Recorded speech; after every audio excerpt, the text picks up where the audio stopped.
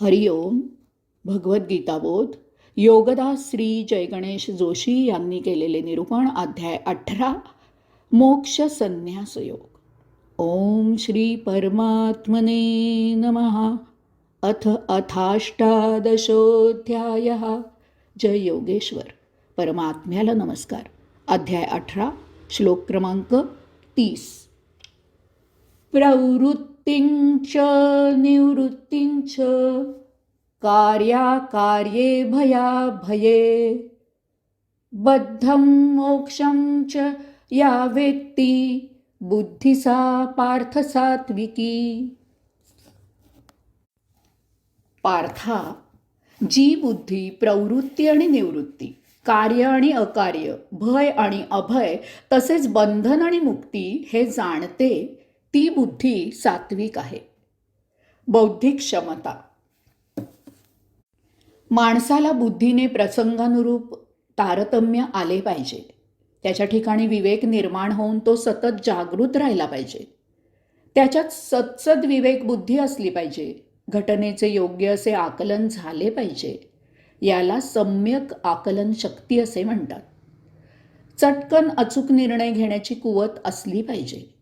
कोणी साथ घातली तर त्याला त्वरित प्रतिसाद देता आला पाहिजे. समोरच्याचे योग्य असे मूल्यमापन करता आले पाहिजे. तांदूळातील खडे समजले पाहिजेत आणि ते कुशलतेने दूर करता आले पाहिजे. प्रतिकूल परिस्थिती असली तर अनुकूल वातावरण तयार करता आले पाहिजे.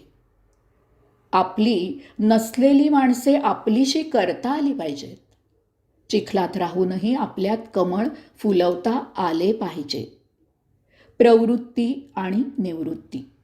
कोणते काम करावे आणि कोणते काम करू नये, कोणते काम स्वीकारावे आणि कोणते काम टाळावे हे समजले पाहिजे. आपण योग्य त्याच कामाला प्रवृत्त झाले पाहिजे. तसेच अयोग्य त्या कामातून निवृत्त झाले पाहिजे. प्रवृत्ती कितीही चांगली असली तरी योग्य वेळी त्यातूनही निवृत्त होता आले पाहिजे. शेवटी भगवंत श्रींजवळ रिकामे होऊन जायचे आहे याचे भान सतत असले पाहिजे. कामना, वासना, वांछा यामधून निवृत्त झाले पाहिजे. अध्यात्मात प्रवृत्त असले पाहिजे. आपण निवृत्त झालो आहोत हा भावही घातक असतो.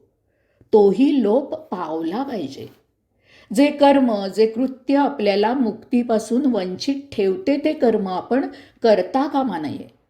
याचा अर्थ एका विशिष्ट काळानंतर प्रवृत्ती आणि निवृत्ती या दोन्हीचा निरोध करायचा आहे. वृत्तीचा निरोध झाला की योग्य साध्य होतो. वृत्तीचा निरोध झाला की योग साध्य होतो. आपण वृत्तीच्याही अतीत होतो आणि आपल्याला मुक्ती प्राप्त होते. कार्य आणि अकार्य, कोणते काम करावे, कोणते काम करू नये याचा विवेक असला पाहिजे. कोणते काम योग्य आहे आणि कोणते काम अयोग्य आहे याची जाण असली पाहिजे. जे काम करण्यायोग्य आहे ते कार्य असते. जे काम करण्यासारखे असते, जे काम न करण्यासारखे असते ते अकर्म आहे. केवळ चांगले दिसते म्हणून त्याच्या मागे लागू नये. अशाने घी देखा लेकिन बडगा नहीं देखा अशी अवस्था होते. भौतिक संसारात गुरफटवणारे काम टाळता आले पाहिजे. प्रभू कार्य करत असले पाहिजे. शेवटी कार्य आणि अकार्य यांच्या अतीत जायचे आहे. आपल्याला अकर्म दशा साधली पाहिजे. अकर्म म्हणजे निष्क्रियता नव्हे, तर आपण कार्य करत आहोत असा निराळा भाव असता कामा नये. आपल्या हातून कार्य सहजच झाले पाहिजे. तसेच अकार्य सहजच टळले पाहिजे.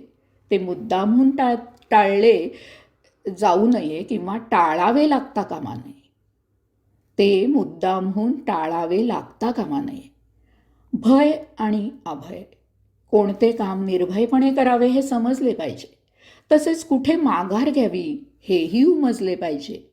छत्रपती शिवरायांना कोणत्याही वेळी चढाई करावी आणि कोणत्या वेळी चढाई करावी आणि कोठे माघार घ्यावी याचे अचूक ज्ञान होते. कार्य करताना कसल्याही प्रकारची भीती, धाकधूक असता कामा नये. कार्य कसे मन मोकळेपणाने झाले पाहिजे. शेवटी आपल्याला भयातीत अवस्था आली पाहिजे. ही सर्व प्रभूची रंगभूमी आहे. येथे तर सर्वत्र प्रेम आणि प्रेमच आहे. येथे बागडायला कोणाची भीती आहे? येथे तर सर्वत्र मुक्त स्वच्छंद वातावरण आहे. जिकडे पाहावे तिकडे आपलीच रूपे दिसली पाहिजेत. म्हणजे भीतीचा प्रश्नच येणार नाही, निर्माण होणार नाही. बंधन आणि मुक्ती. कोणते कर्म बंधनात अडकवते आणि कोणते कर्म मुक्ती प्राप्त करून देते हे उमजले पाहिजे. जन्म मरणाच्या फेऱ्यात अडकवणारे कर्म करू नये. मुक्तीत अडथळा आणणारी कर्मे टाळावी.